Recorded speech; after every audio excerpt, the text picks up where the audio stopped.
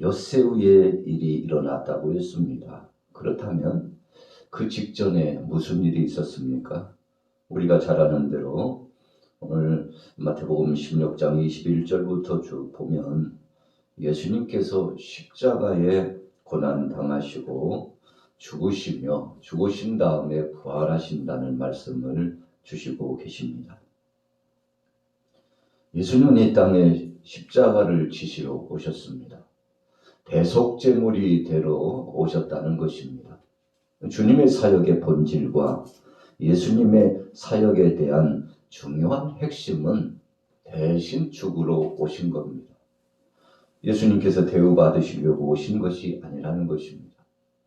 제자들이 기대했던 것처럼 영광스럽게 세상의 정치적인 왕이 되어서 예수님께서 세상을 호령하고 그러면서 로마의 압제하는 이 권세들을 제압하고 그리고는 보란듯이 유다를 해방시키는 그런 해방의 역사를 진행하시는 정치적인 왕으로 오신 것이 아니라는 겁니다. 그러나 제자들은 기대감이 많았습니다. 세베대의 아들들의 어머니가 예수님 앞에 가까이 와서 자신의 두 아들이 좌우정승이 되기를 원하고 소원했던 것처럼 제자들의 생각이나 또 가족들의 생각이나 주위 있는 사람들의 생각이 공통적으로 대우받고자 권세를 휘두르고자 예수님이 왕이 되시면 그 왕권에 힘입어서 무언가 해보고자 하는 소원함이 가득 차 있었습니다. 그런데 예수님께서 저들의 소원함을 깨트리셨죠. 기대감을 저버리셨습니다. 그리고는 죽으신다고 말씀하시니 베드로는 당황됐습니다. 그래서 16장 22절에 보면 베드로가 예수를 붙들고 항변하여 그랬습니다. 아니 예수님 무슨 말씀입니까? 주님이 죽으시다니요. 결단코 그런 일은 없을 것입니다. 우리가 철저하게 주님을 친히 호의해드리고 지켜드릴 것이라고 장담하면서 예수님의 십자가 사역을 막아섰습니다. 그때 예수님이 주신 말씀이 사탄아 너는 사탄이라고 했습니다. 사탄아 물러가라 그렇게 말씀해 주셨죠. 그래서 제자들의 생각은 적지 않게 예수님께서 이제 곧 죽으신다는 말씀에 두려워했습니다. 그리고는 적지 않게 당황스러운 모습을 보였던 것입니다. 이런 두려움에 가득 찬 제자들을 향하여서 오늘 예수님께서 산에 올라가셔서 6일이 지났다고 말씀했는데 산에 올라가셔서 제자들에게 변형된 모습을 보여주심으로써 그들을 위로하고자 하시는 주님의 뜻이 계셨습니다.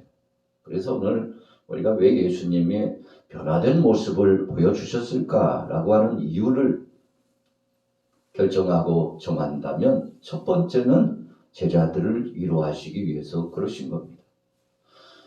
두 번째는 그 이유가 무엇일까요? 두 번째 이유는 예수님께서 신적인 권능, 하나님이심을 나타내고자 하셨던 것입니다. 아직 제자들의 믿음의 수준은 마치 얕은 시냇물과 같은 수준이었습니다. 쉽게 넘어졌어요. 환난에 넘어지고 유혹에 넘어지고 여러 가지 어려운 상황과 정황이 나타나면 그것에 마치 걸림돌에 걸려서 넘어진 것처럼 넘어졌습니다. 이런 연약한 믿음을 가지고 있는 제자들의 믿음을 키워주시기를 원했습니다. 큰 믿음 갖기를 원하셨습니다. 그래서 예수님께서 변화된 모습을 나타내 주신 겁니다. 자, 오늘 17장 2절에 보세요. 그들 앞에서 변형되사 그 얼굴이 해같이 빛나며 옷이 빛과 같이 희어졌더라. 그때 모세와 엘리야가 예수와 더불어 말하는 것이 그들에게 보이거늘 그랬어요. 아주 중요한 표현입니다. 예수님이 변형되셨다라고 하는 거 제자들이 생각했을 때 예수님을 처음 배웠을 때 육신적인 모습 그런 모습만이 아니었다는 것입니다. 여기서 예수님이 변형되신 모습은 요한계시록에 나타나는 것처럼 만왕의 왕이시오 만주의 주이신 하나님이신 그분, 보좌에 앉으신 그분, 영화로우신 그 능력의 주님. 그래서 제자들은 감히 상상할 수도 없는 권위 있는 예수님의 모습으로 변화되셨다는 것입니다. 예수님께서 사람의 옷을 입고 이 땅에 오셨죠. 하나님 되신 분이 그렇게 사람의 모습을 입고서 이 세상에 오셨습니다. 왜 그러신 겁니까? 우리를 불쌍히 여기시고 대속제물이 되시기 위해서 오셨지만 또 한 가지는 하나님 되신 그분, 전지전능하신 그분이 그 영광스러운 모습으로 우리에게 임재하시면 우리는 그분을 배울 수도 없고 가까이 근접할 수도 없습니다. 모세가 시내산에서 40일 동안 식음을 전폐하고 몸과 그 정신과 자신의 심정을 단장히 하고 하나님 앞에 나아가서 말씀을 받게 될 때 감히 그 하나님의 영광스러움에 가까이 근접하지 못했던 모세의 모습을 보게 됩니다. 멀리서 하나님의 임재하심을 경험했습니다. 그럼에도 불구하고 모세의 얼굴에 광채가 빛났다고 했습니다. 하나님께서 모세를 보호하여 주셨습니다.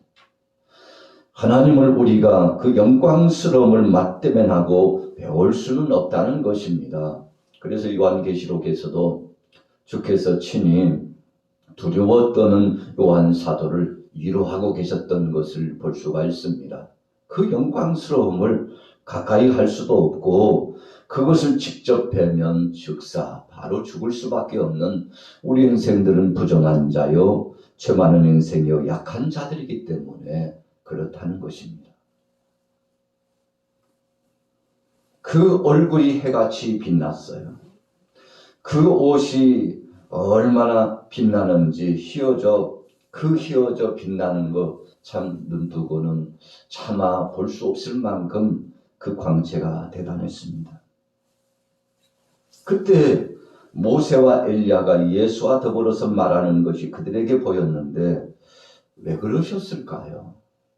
예수님께서 홀로 변화된 모습을 보여주시고 영광스러운 모습을 보여주시면서 바로 하나님이심을 선포해 주시고 메시아라는 사실을 선언해 주셔도 충분하리라고 생각합니다만 구태 후에 모세와 엘리야까지 그 변화된 영광스러운 모습으로 현현해 주셔서 제자들을 깜짝 놀라게 했을까요? 우리가 성경을 주석적으로 보면 모세는 율법의 말씀을 선포해 주신 그 대표자입니다. 그리고 엘리야는 선지자 중에 선지자의 대표자입니다. 모세도 엘리야도 하나님 앞에 귀하게 쓰임받은 사람이요. 그리고 그 죽음의 문제, 인생의 문제를 하나님께서 친히 거두신 사람들입니다. 우리가 잘 아는 대로 엘리야가 죽음을 보지 않고 하나님의 부르심으로 승천하였죠. 모세는 어땠습니까? 그가 하나님의 부름을 받고 죽음을 맞이했습니다만 그의 무덤이 어디 있는지 아무도 알지 못해요. 하나님이 하셨습니다.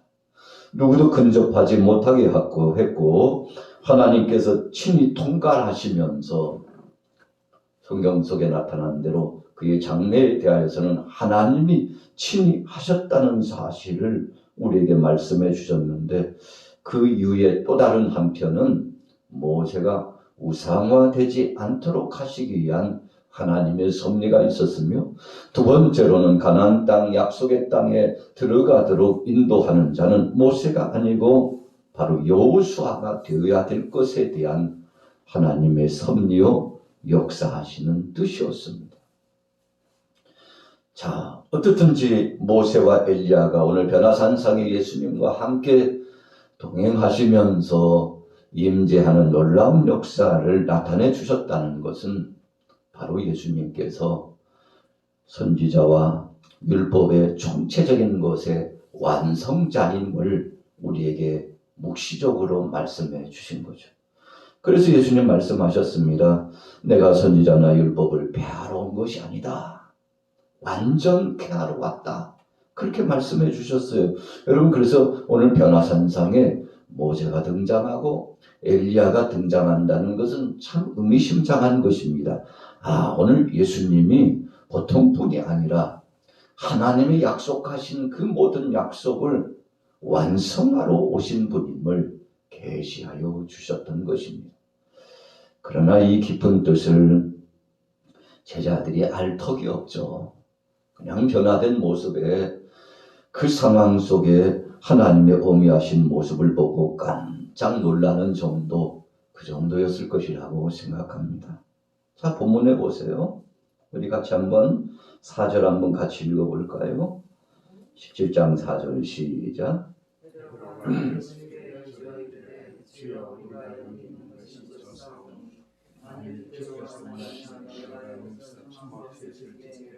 하나는 주님을 위하여, 하나는 모세를 위하여, 하나는 엘리야를 위하여 하리라. 자, 예수님께서 의도하시고 하나님께서 섭리하신 그 계획대로 베드로는 한마디로 말하면 황홀한 순간을 맞이했습니다. 이야, 이런 세계도 있구나. 예수님과 함께 하는데 그 영광스러운 역사를 경험했습니다. 베드로와 요한과 야고보가 경험했죠. 여러분, 특별한 경험입니다. 산 아래에 있었던 9 제자는 경험하지 못했던 것을 이 세 제자는 경험하게 되었던 것입니다.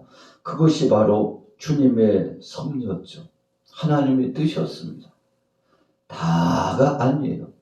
12 제자가 있었지만 다는 아니에요. 우리가 신앙생활 하다 보면 교회 안에서도 또 함께 동료의식 속에 신앙생활하는 교우들과의 관계 속에서도 어떤 사람들은 믿음이 깊은 사람이 있고 어떤 사람들은 믿음이 얕은 사람이 분명히 있습니다. 다 똑같지는 않아요. 그래서 우리가 늘 실수를 범하기 쉬운 것이 아니 저 양반은 왜 그래? 이렇게 이야기하면 실수를 범하기 쉬워요. 여러분, 우리는 상대에 대해서 우리가 뭐라고 평가하기는 좀 그래요. 왜 그런가 하면 하나님께서 하시는 몫이기 때문에 그렇습니다.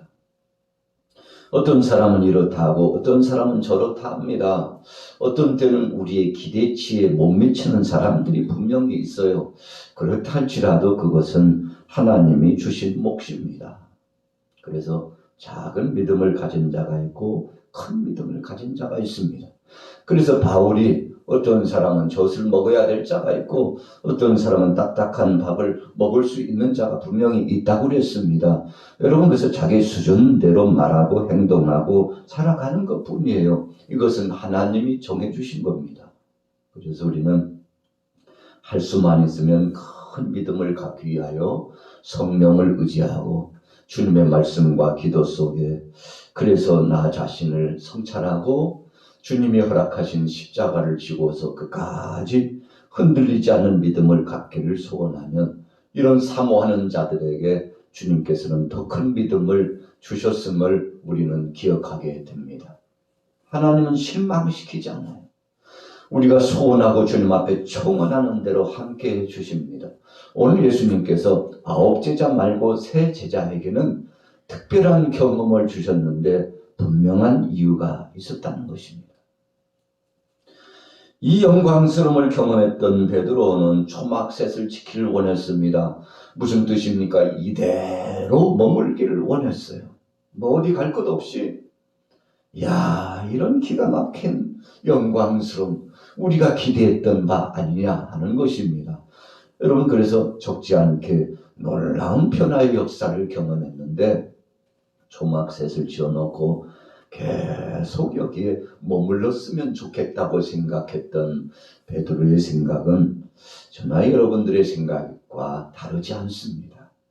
여러분, 우리는 이런 깊은 은혜의 단계를 많이 경험하게 되기를 축복합니다. 자, 보십시오. 5절에 말할 때 호련히 빛난 구름이 그들을 덮으며 구름 속에서 소리가 나서 이르되 이는 내 사랑하는 아들이요 내 기뻐하는 자니 너희는 그의 말을 들으라 하시는지라. 여러분, 하나님의 음성이 들려온 예가 성경 속에 많지는 않습니다. 세례 요한이 예수님께 세례를 주게 될 때 비둘기 같은 성령이 임하고 하늘에서 음성이 들려왔어요. 오늘 본문과 같은 말씀입니다. 이는 내 사랑하는 아들이요 내 기뻐하는 자다. 너희는 저의 말을 들을지어다. 구체적으로 하나님께서 이 말씀을 음성을 통해서 선포해 주셨는데 어떤 사람은 들었고 어떤 사람은 듣지 못했다고 성경 속에 말씀하고 있습니다. 여러분, 한 하늘 아래 살아가고 한 지붕 안에 살아가고 한 공간 안에서 신앙생활해도 어떤 사람은 성숙하게 되는가 하면 어떤 사람은 그렇지 못해요. 어떤 사람은 보는가 하면 어떤 사람은 보지 못하고 듣지 못합니다. 신비한 것이죠. 바로 그것이 하나님의 섭리입니다. 똑같이 설교를 들어도 어떤 사람은 은혜를 받고 어떤 사람은 은혜를 받지 못할 수 있어요. 사탄이 역사를 해도 미혹의 역사에 넘어지는 자가 있고 든든히 믿음을 지키는 자가 있을 수 있습니다. 하나님의 음성이 들려왔어요. 예수님이 누구라고요? 바로 그분이 하나님이시요 하나님의 독생자 아들, 이 땅에 구속의 역사를 담당하러 오신 분임을 확연히 선포해 주고 계시죠. 여러분, 새 제자에게 특별히 이런 경험을 주고자 원하셨습니다. 그래서 믿음을 굳건히 하고 흔들리지 않는 믿음 갖기를 우리 주님이 원하셨던 것입니다. 오늘 변화산상에 있었던 새 제자들이나 그 아래에 있었던 9 제자들이나 동일선상에서 큰 믿음 갖기를 원하셨던 주님의 뜻을 기억해 보는 것이죠. 오늘 우리는 주님께서 변화되신 말씀을 통해서 귀한 은혜를 경험하는 시간이 되었습니다. 오늘 하루도 정말 주님께서 기뻐하실 만한 큰 믿음 갖기를 축복합니다. 그래서 하루하루를 살아도 우리 주님과 동행하는 삶을 살아 특별히 사순절 특별 기도의 기간을 통해서 아직 응답받지 못한 것을 응답받으시고 또 이 나라 이 민족을 위해서 기도하시고 사랑하는 가족들과 교우들을 위해서 자녀들을 위해서 기도하심으로 하나님의 영광을 보시고 큰 은혜 가운데 승리하게 되시기를 예수님의 이름으로 축원합니다. 살아계신 하나님 아버지 은혜를 감사합니다. 주님이 역사해 주시지 않으면 감당할 수 없다는 사실을 다시 한번 기억해 봅니다. 사랑하는 제자들에게 영적인 깊은 단계를 경험하게 하시고 저들이 큰 믿음 갖기를 소원하셨던 것처럼 아버지 하나님, 우리에게 신령한 것으로 내려주셔서 하나님의 영광의 반열에 속할 수 있도록 은혜를 더하여 주옵소서. 마지막 이 시대에 버림을 받는 자가 되지 않게 하시고 주님 앞에 그 능력의 오른손으로 이끌림을 받아 영화로운 세계에 들어가는 자 되게 하시고 알곡과 축정리를 걸으실 때 알곡편에서 주님 앞에 선택받는 위대한 성업의 역사들이 진행되게 하여 주옵소서. 오늘 하루도 믿음으로 나온 귀한 교우들에게 복을 주시고 은혜 위에 은혜를 더하여 주옵소서. 기도할 때 큰 음성을 들려주시고 성령으로 역사하여 주옵소서. 인터넷 방송을 통해서 동참하는 사랑하는 교우들에게도 주님 강력한 권세를 주셔서 하나님의 영광을 보게 하여 주옵소서. 예수님의 이름으로 축복하고 기도 올려 싸움나이다. 아멘.